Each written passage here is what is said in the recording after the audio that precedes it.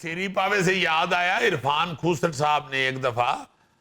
بکرا ذبح کرنے کے لیے کسائی پکڑا تو وہ کسائی ظاہر ہے اس وقت دوڑ لگی ہوتی ہے تو کوئی کوڑ کسائی لے لی اناڑی ہے تو قربانی نہیں تھی کرنی آتی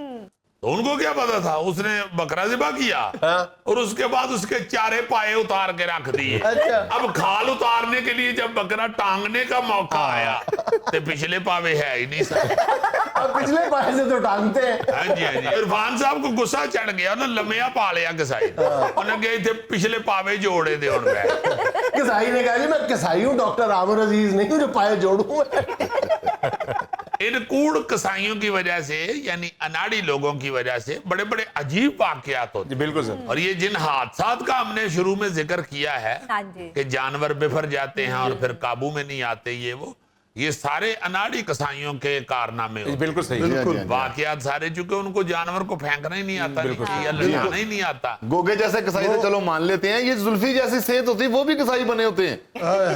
یار کاریگر ہونا چاہیے ہوتے جو زلفی یا گوگے دا کوئی تعلق نہیں کئی کاریگر کسائی زلفی جیسے بھی ہیں ویسے کھڑے ہو گئے آرام سے ایک رسی کے ساتھ ہی گائے نیچے پھینک لیتے یا پھر گاں ترس کھا کے آپ لمبی بہ جاتے خاص انداز میں یار یہ ویڈیوز بہت وائرل ہیں عرب دنیا میں یہ جو بچڑوں کی قربانی کی جاتی ہے بلکہ اونٹ کی ان کی پرفیکشن دیکھا وہ گردن ایک خاص انداز میں اس کی مویشی کی موڑتے ہیں ایک سیکنڈ وہ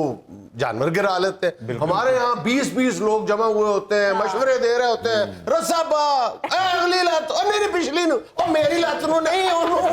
مطلب پتہ نہیں عجیب و غریب باتیں کر رہے ہوتے ہیں ہمارے وہاں لگا کہ اینکر بھی عید کی دیہڑی لاندا رہے